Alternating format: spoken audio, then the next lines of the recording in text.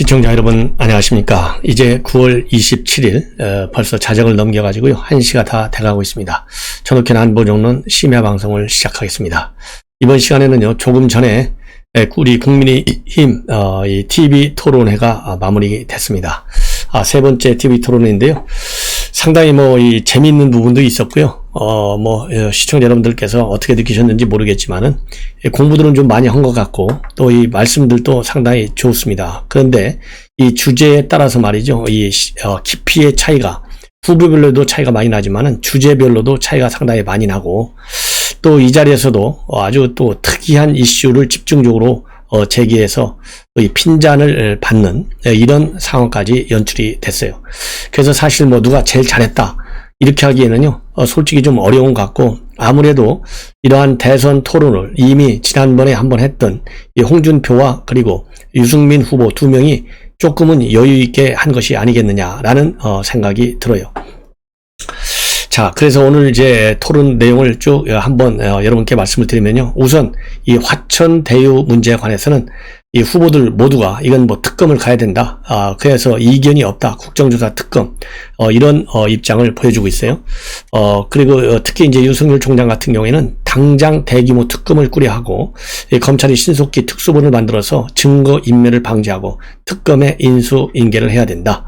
그리고 박근혜 정부의 국정농단 수사가 있던 2016년도 말처럼 반드시 해야 한다. 이렇게 입장을 밝혔고, 또 이 홍준표 후보는요, 특검을 하지 않으면 실체를 밝히기 어렵고 반드시 당이 특검을 밀어붙여야 된다. 그리고 하태경 후보도 특검을 통해서 화천대유의 몸통부터 꼬리까지 털어야 된다. 이렇게 주장을 했습니다. 그리고 또 이 곽상도 의원의 탈당 이런 걸 두고서는 중징계를 해야 된다는 목소리가 많이 나왔어요. 유승민 의원도 탈당을 받아줄 게 아니라 출당 제명 조치를 해야 된다. 그리고 원희룡 지사도 탈당을 받아주는 수준이 아니라 더 단호한 조치를 보여야 된다. 이렇게 얘기를 했고요. 그리고 윤석열 총장은 유승민 의원이 질문했어요. 그러니까 제명이든 출당이든 어쨌든 당에서 나가는 게 맞다고 생각한다. 사람마다 의견은 다를 수 있지 않겠느냐. 그러면서 다소간 온도차를 보였습니다. 그리고 또 신경정도 많이 노출이 됐어요. 윤석열 총장을 겨냥해서 홍 의원이 화천대유 사건이 심각하게 된 지 오래됐는데 검찰총장일 때 범정, 즉 이 범죄정제 수사정보 정책관실 여기를 통해서 첩보를 받지 않았느냐 이렇게 물었습니다. 그래서 전혀 받지 않았다. 그러면서 본인이 총장할 때는 권한을 오히려 제한하기 위해서 범죄정보 기능을 일선에서 수사하겠다는 것의 검증 정도 기능만 남겨뒀다. 이렇게 하고, 그리고 이제 윤 총장은 또 홍 의원이 자꾸 따져 물으니까 그때하고는 시스템이 많이 바뀌었다. 이렇게 입장을 밝혔어요. 그런데 참고적으로 오늘 토론에 앞서서 홍준표 이 후보의 경우에는요, 강찬호 수원지검장, 김수남 검찰총장, 그리고 그 뒤를 이으는 이 검찰총장이다 이렇게 하고, 그래서 박영수 특검이 관련돼 있는 의혹을 보고받지 않았느냐 이렇게 말하자면 의혹을 또 제기했어요. 이러한 의혹 제기와 관련해서 이거는 이제 오늘 토론회 석상에서 아니라요, 미리 이제 바람을 좀 잡은 것이요, SNS를 통해서. 그래서 이 윤석열 총장 측에서도 반박 논평을 내고, 당내 경쟁 후보에 대한 이런 식의 흑색 선전은 금도를 한참 넘은 것이다. 이 나라의 정치 발전을 위해서 퇴출돼야 한다. 이렇게 비판했습니다. 그래서 지금 이 김수남 그 뒤를 이은 검찰총장 이 윤석열 이런 식으로 홍준표 후보가 몰고 갔는데, 김수남 다음에 누가 했냐면 문무일이가 했고, 문무일이 다음에 윤석열이가 했어요. 그래서 이렇게 건너뛰어서 윤 총장과 박영수를 직접 연계시키는 거, 이것이 굉장히 금도를 넘은 것이다. 이렇게 반박을 한 것입니다. 그리고 오늘 또 특이한 것 중에 하나는요, 이 법조인들이 지금 많이 거론되고 있지 않습니까? 이 박범계 장관도 이번 이 화천대유 사건에서 관심을 갖고 수사할 부분 중에 하나는 이 호하, 말하자면 이 고문단, 이 법률가들이 어떤 역할을 했느냐, 이런 걸 좀 따져야 되겠다라는 입장을 밝혔어요. 그런 것처럼 이 법조인들이 지금 도마 위에 많이 올라와 있는데, 이거를 유승민 의원이 지적을 했어요. 그래서 박영수 전 특검까지 연루된 것을 보니까 이 자리에 계신 판검사 출신, 죄송하지만은 우리나라 판검사들이 이렇게 썩었냐, 청소해야 된다, 이렇게 얘기를 했어요. 그러니까 윤석열 총장이 일반적으로 상당히 발끈했습니다. 일반적으로 판검사 지칭하는 것은 묵묵하게 법과 원칙을 지키는 사람들에게 할 말씀이 아니다. 이렇게 발끈했고, 그러니까 유승민 의원이 다시 사건에 연루된 판검사 출신을 말씀드리는 것이다. 이렇게 응수하면서 좀 살벌한 분위기가 연출이 됐습니다.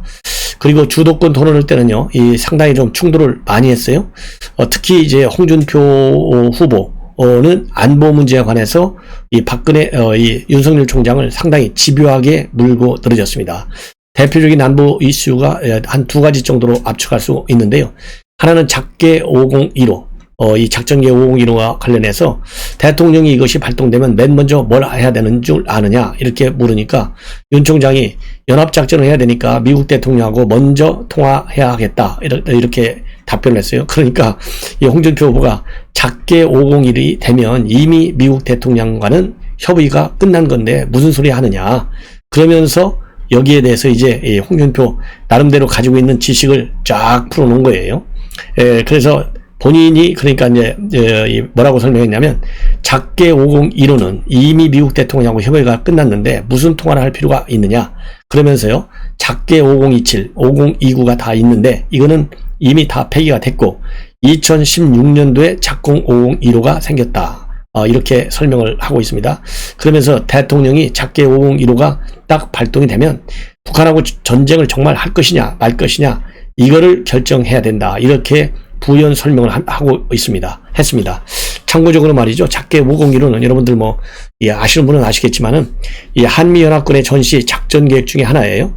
그래서 핵심 내용은 뭐냐면 북한의 핵무기 사용 징후가 있을 때 먼저 선제 타격하는 거, 그리고 급변 사태가 발생했을 때 한미 연합군이 북한에 투입되는 거, 이런 것이 주요 내용으로 되어 있습니다. 자, 이래서 홍준표 후보가 이제 작계 문제를 가지고 윤석열 총장 말하자면 외교안보 이 검사만 해가지고 외교안보 문제에 뭐 알겠느냐 이런 이제 표만은 시각이 있었지 않습니까? 그래서 작계 5015라고 하는 특정 이슈를 가지고 몰아붙인 것이고, 또 하나 몰아붙인 것은요, 김여정이가 어젯밤에 입장문을 내놨을 때 김여정이가 뭘 내놨냐면은 한미 그러니까 이 성명 담화문에서 군사력 균형을 깨서는 안 된다. 군사적인 균형을 깨서는 안 된다. 이렇게 담화문에 박았어요. 그래서 저도 이거를 해석해 드렸는데 이 얘기는요, 쉽게 얘기해서 지금 북한이 가지고 있는 핵은 건들지 말아라. 핵은 건들지 말아라. 이거를 강조하는 거예요. 그래서 북한이 가지고 있는 핵 보유 국가로서의 지위, 이거를 뺏으려고 하지 말라 이 말이에요. 그러니까 이 얘기는 결국 나는 핵을 포기하지 않겠다. 이런 얘기를 하는 거예요. 그리고 또 이 군사적 균형을 깨지 말라라. 이 얘기는 지금 이 9.19 남북 군사 합의 이 문서, 여기에 반하는 첨단 미국 무기를 한국 정부가 추가적으로 도입하지 말아라. 그리고 한국 정부가 최근에 SLBM 개발해서 성공했지 않습니까?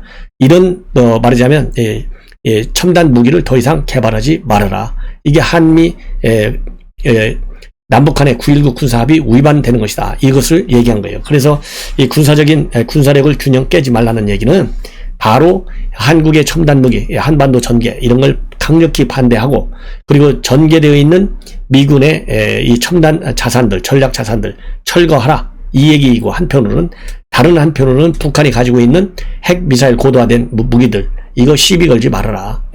그리고 핵무기는 절대 건드리지 말아라. 이 얘기나 마찬가지인데요. 이 대목에서 윤석열 총장이 조금 답변에 좀 헤매는 모양새를 지었습니다.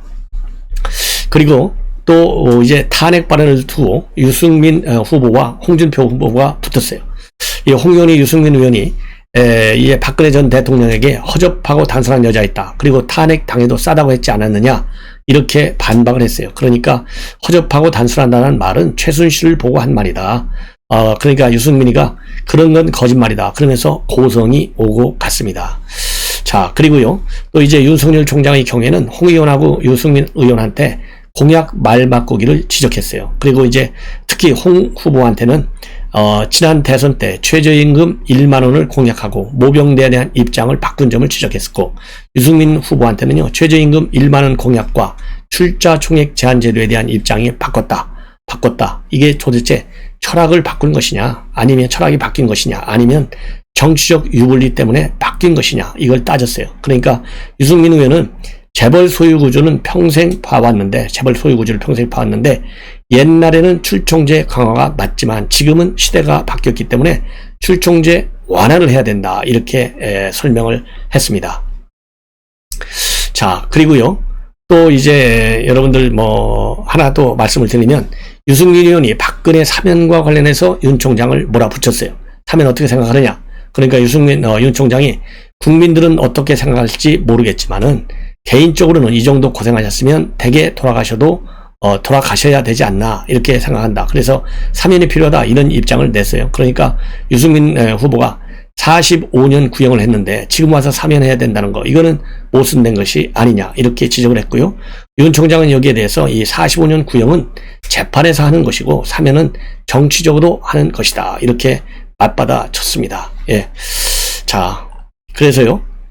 그리고 뭐 향단이 발언 이거와 관련해서 홍 후보는 춘향인 줄 알았는데 향단이었다는 발언은 국민들이 그렇게 생각했다는 것이고 것이다. 이렇게 하니까 유승민 후보가 거짓말하지 말아라. 그러니까 홍 의원은 가만히 있어봐요. 그러면서 언성을 또 높이기도 했습니다. 그리고 박근혜 대통령의 탄핵과 관련해서는 5년 전이나 지금이나 저는 일관되게 반대했다. 유튜브에 가서 다 찾아봐라. 이렇게 쏘아 붙이는 장면도 있었습니다. 그리고 이제 마지막 코너에서요, 이 자기 스스로를 좀 홍보하는 그런 시간이 있었어요. 여기에서 윤석열 총장의 경우에는 뭘 갖고 나왔냐면 수저 세트를 들고 나왔어요. 그래서 대통령의 밥상에 국민의 수저, 비판 언론의 수저, 여야 정치인 수저를 함께 놓겠다. 무엇보다도 대통령의 초법적 지위를 헌법과 법률 틀 안에 돌려놓겠다. 그럼으로써 이 진정한 헌법적 대통령대로 대통령 개혁을 이루겠다. 이렇게 이 포부를 밝혔습니다. 그리고 홍준표 후보는요, 세탁기 모형을 들고 나왔어요. 그래서 지난 대선 때 공정세탁을 돌리겠다고 했는데 낙선해서 못 돌렸다 이거죠. 그래서 이번에는 대장동 개발 특혜 의혹서부터 대한민국의 모든 부정부패를 여야를 가리지 않고 척결하겠다. 강한 의지를 보였어요. 그래서 모래검사로서의 이런 주특기를 선보인 것 같습니다. 그리고 유승민 후보는요, 자기 장점이 뭐예요? 30년 전 KDI 야구팀에서 친 역전 투런 홈런 이 공을 들고 나왔어요. 이 얘기는 결국 경선에서 유승민을 다시 생각해달라. 그리고 최재형 감사원장은 다시 생각해달라는 얘기거든요. 그러니까 과거 투런 홈런을 친 것처럼 지금 자기가 3등을 가고 있지만은 1, 2등을 다투고 있는 윤석열과 그 다음에 홍준표 이 두 사람을 다 이겨낼 수 있다는 거죠. 그래서 투런 홈런 치겠다. 이거를 상징적으로 이제 호소하고 있고요. 그 다음에 최재형 감사원장은 선배칼 사진을 들고 나와가지고 이 권력이라는 칼을 오직 국민을 위해서 쓰겠다. 이런 의지를 밝혔습니다. 자, 이렇게 해서요. 오늘 사실 뭐 누가 제일 잘했느냐 1, 2, 3등을 매기라고 하면 어렵겠지만은 아까 말씀드린 대로 이 홍준표하고 유승민이가 그래도 조금 여유 있는 자세를 보였고 나머지는 이제 비슷비슷하지만은요. 굳이 순서를 매긴다면 윤석열 후보의 경우에도 이 외교안보 아까 홍준표가 뭐 시험 보는 식으로 질문을 제기했다라고 볼 수도 있는 특정 이슈 501호라든가 그 다음에 군사적 균형 문제 이런 아주 특이한 외교안보 문제 이런 걸 제외한 나머지 부분에 있어서는 윤석열 총장이 상당히 나름대로 이 방어도 잘했고요.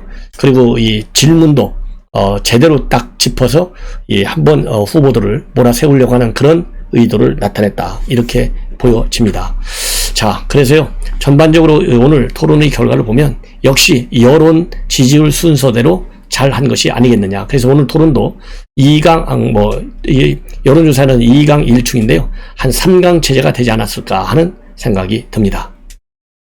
그리고 이제 대장동 의혹과 관련해서 말씀을 드리겠는데요. 이 곽상도 아들 퇴직금 50억 때문에 지금 대장동 관련 의혹이 전방위로 확산되고 있고요. 특히 이 아들이 이 넷플릭스에 나오는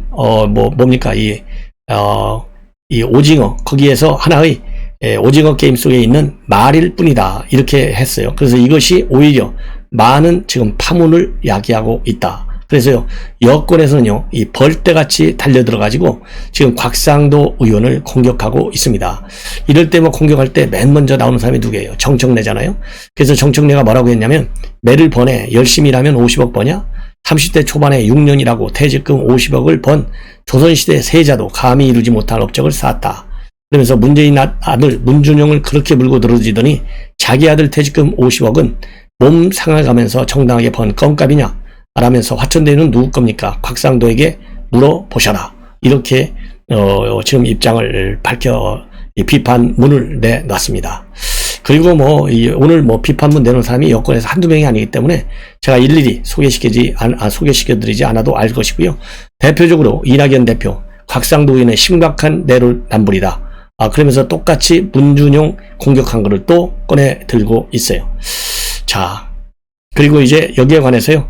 이 진중권 교수, 대통령 아들 사생 팬 할 때부터 알아봤다. 본인이 그렇게 사니 남들도 다 그렇게 산다고 확신하는 거다. 그게 다 성과급이란다. 회사가 잭팟을 터뜨릴지 몰랐다. 그런 얘기? 단군인의 최대의 공익환수 사업. 뇌물이 필요한 사람이라면 설계 자체가 범죄적인 얘기다. 무엇의 대가였을까? 이렇게 입장을 또 내놓고 있고요. 또 그리고 이제 김근식 송파병 당협위원장도 문준용과 문대시를 비판했던 본인을 반성해 보시라. 탈당으로 끝난 일이 아니고 내로남불의 끝판왕이다. 그리고 이 문준용님도요. 곽상도 의원님 대통령 자식 공격으로 주목받았죠. 왜 하필이면 이제 자기 자식이 연관되었나요? 그러면서 원한 쌓은 만큼 거대져서 되돌아오겠죠. 이렇게 비아냥조의 비판문을 내놓고 있습니다. 그리고 이제 참고적으로 말이죠. 지금 현재 경찰에서는 내일 바로 이제 월요일이죠. 김만배 대주주를 소환 조사할 예정으로 있습니다. 여러분들 잘 아시다시피 FIU 금융정보분석원이 지난 4월 달에 수상한 자금이 흐름이 있다. 이 첩보를 경찰에 넘겨줬는데 경찰에서 5개월 동안 깔고 뭉개다가 이제사 수사를 시작했어요. 그래서 최근에는 이성문 대표를 5개월 만에 소환 조사했고 내일은 이제 실소유주인 김만배 씨를 소환 조사하는데 여기에 지금 수상하다라고 하는 내용은 바로 뭐냐면 회사로부터 이 화천대유의 재무제표에 따르면 이 김만배 씨가요 지난해까지 회사로부터 473억 원을 빌려갔는데 아직도 안 갚고 있고 이성문 대표는 2019년도에 26억 8천만 원을 빌린 뒤에 갚았다가 다시 작년에 다른 경영진과 함께 12억 원을 빌렸습니다. 이 대목을 지금 이제 경찰에서 소환해서 조사하겠다는 건데요. 이번 소환의 경우에는 참고인 신문으로 되어 있습니다.